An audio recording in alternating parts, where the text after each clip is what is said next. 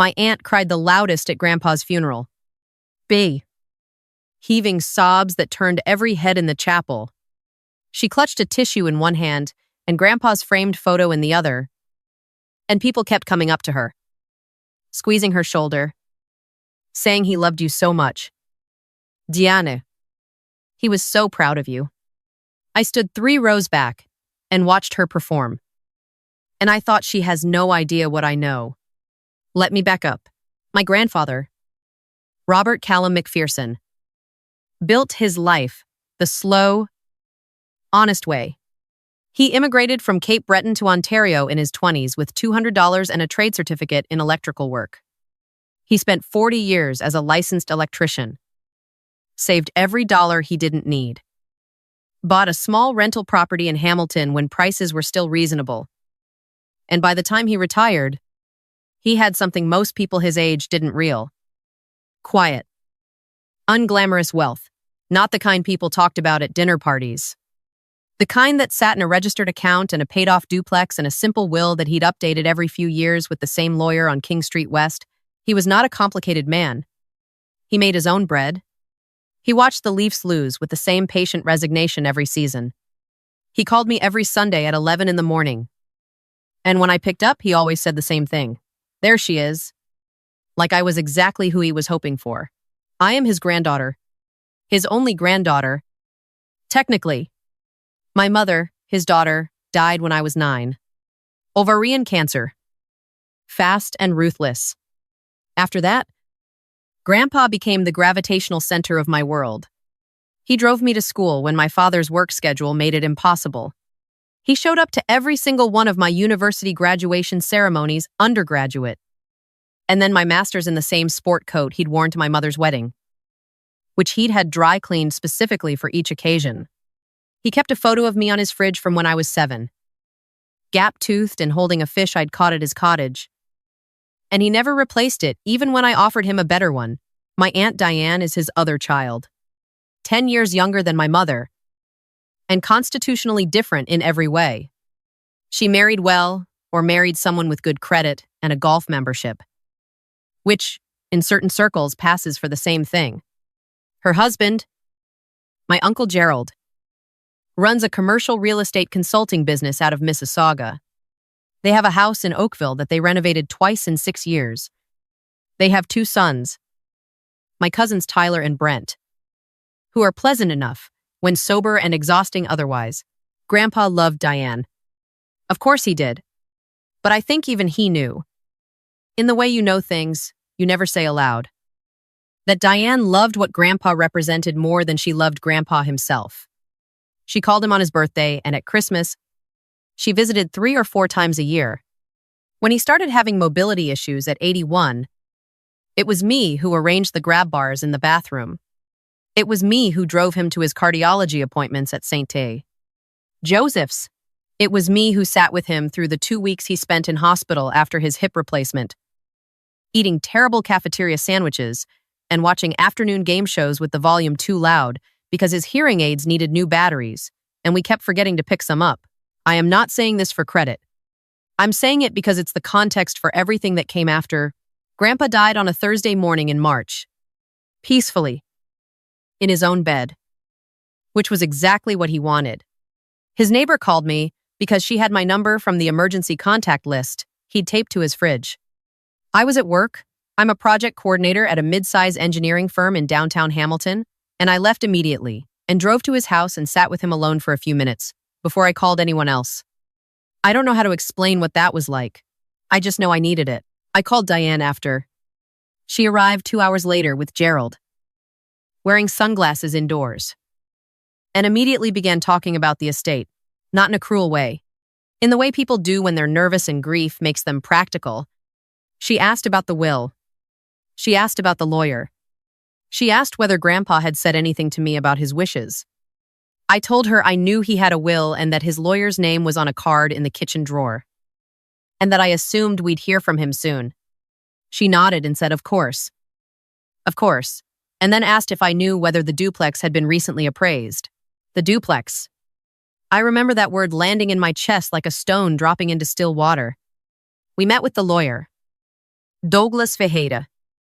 2 weeks after the funeral, he had a small office above a dry cleaner on King Street. Just like Grandpa had described. Wood-paneled walls. A rubber plant that needed watering. A framed certificate from Osgood Hall Law School class of 1,989. He was kind and methodical, and he handed each of us a copy of the will before he began reading. I opened mine and started reading while he talked. The will was clear. Grandpa had left his RRIF, his registered retirement income fund, split equally between Diane and me. The cottage on Georgian Bay went to me outright. The Hamilton duplex, currently valued at somewhere between $680, 000, and $720, 000, depending on the market, went to Diane. His personal belongings and vehicle were to be divided between us, however, we agreed. A small bequest to his church.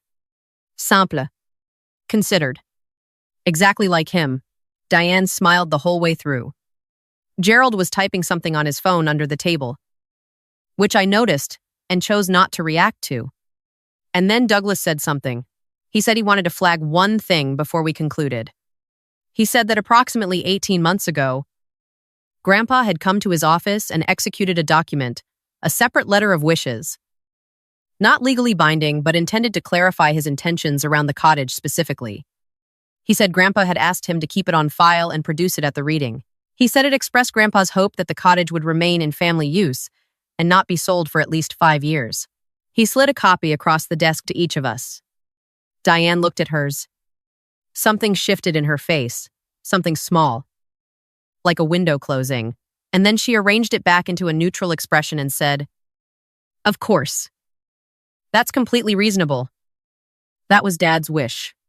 I looked at my copy, and then I looked at it again. I have a background in document management. Not forensic document examination, I'm not that specialized, but in my job, I work with engineering drawings, project reports, revision histories. I know what PDFs look like when they've been exported from different programs. I know what metadata looks like. I know that when a document is generated from Microsoft Word, the file carries certain invisible information: who created it, when it was created, when it was last modified, and on which device. The letter of wishes Diane had just accepted without question was a PDF. I didn't say anything in the meeting. I folded my copy carefully, put it in my bag, thanked Douglas Ferreira, and drove home. That night, I opened the PDF on my laptop and checked the document properties. Created November 3rd. 2 years ago. Last modified March 19th. Grandpa died on March 7th. Last modified by Diane R. Hollingsworth. I sat in my kitchen for a long time after that. The refrigerator hummed. My upstairs neighbor was watching something with a loud laugh track. I looked at the document on my screen, and I thought about my grandfather's hands, thick and careful. The hands of someone who spent 40 years doing precise, skilled work. And I thought about the cottage, which smelled like pine and lake water and the specific wood smoke of a fire made by someone who knows how to build one, and which he had taken me to every summer of my childhood. I thought she modified this document 12 days after he died. I thought Douglas Ferreira doesn't know. I called a friend of mine the next morning, someone I'd gone to school with, who is now a paralegal at an estate litigation firm in Toronto. I told her what I'd found. She was quiet for a moment. And then she said, "Screenshot everything. Don't touch the original file. And don't say a word to anyone in the family until you talk to a lawyer." I did exactly that. The lawyer I retained, a woman named Patricia Osei at a firm in Burlington, was efficient and unimpressed in the way good lawyers often are. I showed her the metadata. She explained what it demonstrated. She said it didn't prove Diane had written the document from scratch, but it proved she had opened and modified it after Grandpa's death, which created a significant problem for its authenticity. She also said that because the document was a letter of wishes and not the will itself, the legal implications were somewhat different, but that if Diane had modified it, it raised serious questions about whether she had interfered with other estate documents. Patricia filed a challenge with the Ontario Superior Court of Justice, Estates Division.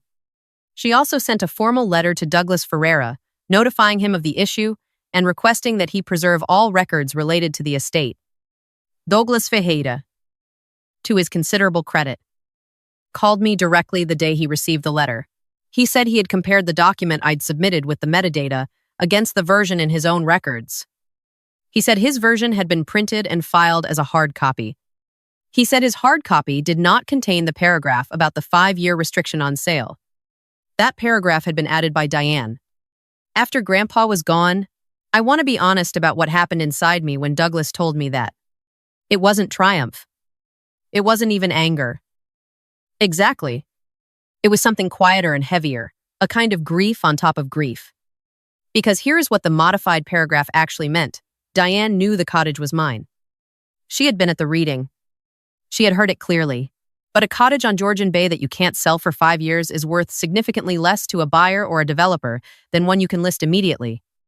And in the current Ontario market, that property is worth somewhere between $550. $0, $0, $0, and $650. Ling, ling, ling. She had modified a letter of wishes written by her dying father in order to reduce the value of what he had chosen to leave me. Not to get more for herself, just to make sure I got less. That detail, more than anything else, is the one that stays with me. The family meeting happened 6 weeks after I filed the challenge. Diane and Gerald arrived at Patricia's office together. Diane had the expression of someone who has been coached, composed, slightly wounded looking, prepared to be reasonable. Gerald had the expression of someone who has been told to keep his mouth shut and is finding it difficult. Patricia laid out the findings clearly. The metadata. Douglas Ferreira's statement. The discrepancy between the filed hard copy and the PDF Diane had circulated. She did not editorialize. She simply described what the document showed. Diane said, "I was just trying to honor what Dad wanted." Patricia said, "Can you tell us when you made changes to this file?" Diane said she didn't remember exactly. Patricia opened her laptop and turned it to face the table. She had pulled up the document properties in a window where everyone could read them. Last modified March 19th. Last modified by Diane R. Hollingsworth? Device name Diane Hollingsworth PC. Gerald put his hand on Diane's arm.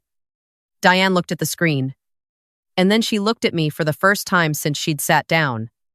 I didn't say anything. I had thought about what I would say at this moment. I had rehearsed something measured and clear. But sitting there, I found I didn't need to say anything. The document said it. Douglas Ferreira's statement said it. The property records and the file history and the 11 days between my grandfather's death and the timestamp on that modified file, all of it said what needed to be said. Patricia submitted everything to the court. The modified letter of wishes was struck from the estate record entirely. The original estate terms stood without qualification. The cottage was mine. Unencumbered. To do with as I chose. Diane and Gerald's lawyer sent a letter requesting that the matter be resolved without further litigation. Patricia advised me that I had grounds to pursue a civil claim for attempted fraudulent interference with an estate, which in Ontario can carry significant consequences, including costs awarded against the offending party. I thought about it for a long time. In the end, I chose not to pursue additional litigation. Not out of forgiveness. I want to be precise about that. But because Grandpa had spent his whole life building something clean and honest, and I didn't want the rest of it consumed by more legal proceedings. I wanted to go to the cottage. I wanted to sit on the dock and drink coffee and watch the water, which is exactly what he and I used to do every August morning without fail. I told Patricia to settle on the condition that Diane sign a full acknowledgement of what she had done and agree never to contest any element of the estate going forward. Her lawyer pushed back. Patricia waited. 3 days later, they signed. I told Tyler and Brent, my cousins, separately and privately. Tyler didn't say much. Brent said, "I'm sorry. I didn't know," and I believe him.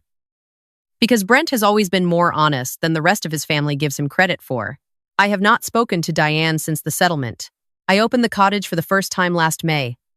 The pipes needed checking, and there was a wasp nest under the front eave, and the dock boards had heaved slightly from the winter frost. I spent a weekend fixing what I could fix myself and calling someone for what I couldn't. On the Sunday morning, I made coffee and carried it down to the dock and sat in the same aluminum chair Grandpa had kept there for 20 years. And I watched a loon cross the water about 50 meters out. Unhurried. Perfectly. Itself. There is a photo of me at this cottage from when I was 7. Gap-toothed. Holding a fish. Squinting into the sun. Grandpa took that picture. He kept it on his fridge until the day he died. I found it in a frame in his kitchen when I was helping clear his house. And I brought it to the cottage. And it's on the windowsill above the sink now. He knew what he was doing when he wrote that will. He'd updated it 3 times in the last decade, and he knew exactly what each line said. He left me the place that mattered most to him because he knew I would take care of it, not because it was worth the most, but because it was worth the most to him. And no modified PDF, prepared on a home computer in Oakville, 11 days after a good man's funeral, was going to change that. Some people protect you from the grave. You just have to be paying attention.